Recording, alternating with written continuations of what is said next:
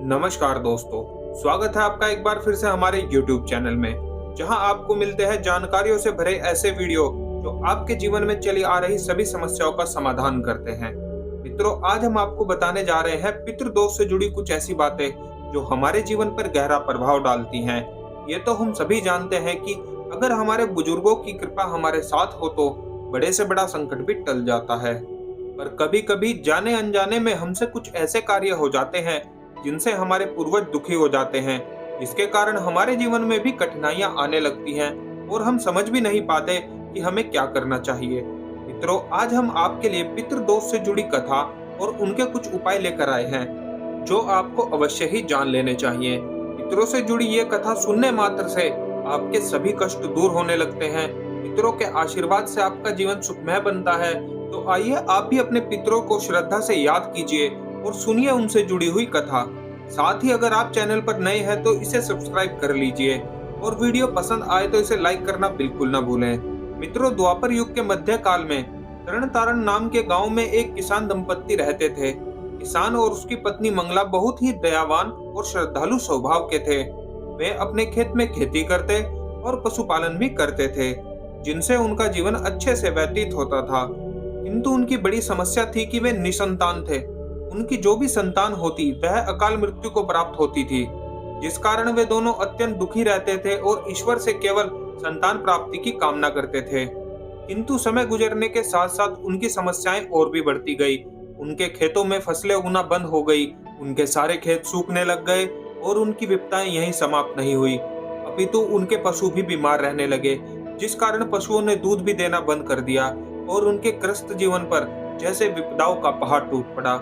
वे दोनों दंपत्ति पहले ही निसंतान होने के कारण दुखी थे और अब उन पर ये मुसीबतें आन पड़ी थी। उनके खेत में एक पीपल का पेड़ था जो अब धीरे धीरे सूखने लग गया था। एक दिन दोनों पति पत्नी उस पेड़ के नीचे बैठकर अपने दुखों का विलाप कर रहे थे। तभी वहां से गौतम ऋषि वन से लौट रहे थे। उनका विलाप सुनकर ऋषि उनके पास आ गए और उनसे उनकी दशा के बारे में पूछा। मंगला उन्हें अपनी विपदाओं के विषय में बताते हुए रोने लगी और उनसे अपनी समस्याओं के हल के निवारण हेतु सहायता मांगी। तब महर्षि गौतम ने कहा कि तुम्हारे खेत में जो ये पीपल का पेड़ है, तुम्हें रोज उस पर दूध मिश्रित जल चढ़ाना है, अथवा संध्या काल में एक घी का दीपक लेकर उसे पीपल के पेड़ पर रखना होगा। केवल रविवार के दिन दूध मिश्रित जल पीपल को अर्पित मत करना, बल्कि सूर्यदेव को अर्पण करना, और ना ही रविवार के दिन पीपल पर दीपक जलाना। भगवान तुम्हारा कल्याण करे।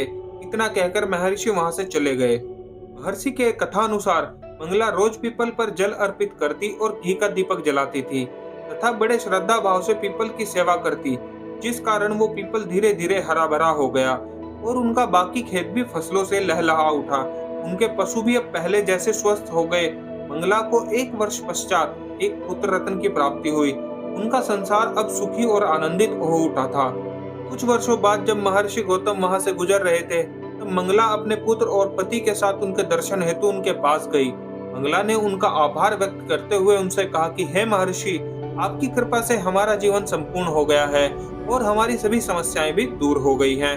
तब महर्षि ने मंगला से कहा, ये मेरी कृपा से नहीं है, अपितु यह आपके पितरों के आशीर्वाद से हुआ है।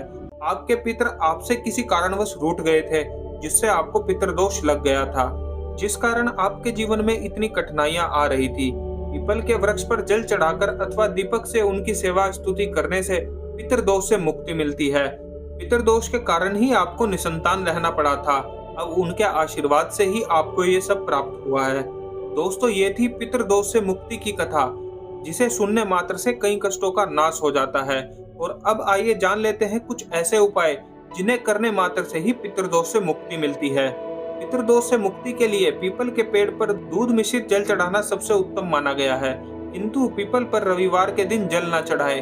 ग्रंथों में इसे अशुभ माना गया है। घी का दीपक और धूप संध्या काल को पीपल पर जलाने से पितृ प्रसन्न होते हैं। अगर संतान की प्राप्ति नहीं होती तो पीपल पर कुमकुम और तिल अवश्य चढ़ाएं। इससे संतान की प्राप्ति और संतान के सभी दुखों का निवारण होता है। कई बार पितृदोष के कारण विवाह कार्य में बहुत सी कठिनाई आती है। इसके निवारण हेतु पितरों की शांति के लिए शांति पाठ अवश्य करना चाहिए और उनका आशीर्वाद भी आपको प्राप्त होता है। अगर बहुत समय से आपके जीवन में धन का अभाव चल रहा है तो अवश्य ही आपके पितर आपसे रुष्ट हैं। इसके निवारण हेतु हर रोज एक रोटी गाय को और कुत्ते को अवश्य खिलाएं। इससे पितृदोष से मुक्ति का मार्ग खुल जाएगा। दोस्तों, कई बार हम अपने पितरों का या उनकी तस्वीर का अपमान करते हैं, उनकी तिथि या श्राद्ध का पालन सही तरीके से नहीं करते, जिससे उन्हें अत्यंत दुख पहुंचता है। कृपया अपने पूर्वजों और पितृवर्ग का अपमान और तिरस्कार न करें। अगर उनके आशीर्वाद से आपका जीवन में खुशियां आ सकती हैं, तो उनके दुखी या रुष्ट होने से आपका जीवन बर्बाद भी हो सकता है। इसलिए सदैव अपने पूर्वजों की सेवा करें और उनका आशीर्वाद प्राप्त करें। दोस्तों, यह जानकारी अगर आपको पसंद आई है तो वीडियो को लाइक करें, कमेंट में सच्चे मन से जय श्री कृष्ण और जय भोलेनाथ अवश्य लिखें। साथ ही हमें सपोर्ट करने के लिए चैनल को सब्सक्राइब करके बेल आइकन को जरूर दबा दें, ताकि ऐसे ज्ञानवर्धक वीडियो आप सबसे पहले देख सकें। धन्यवाद।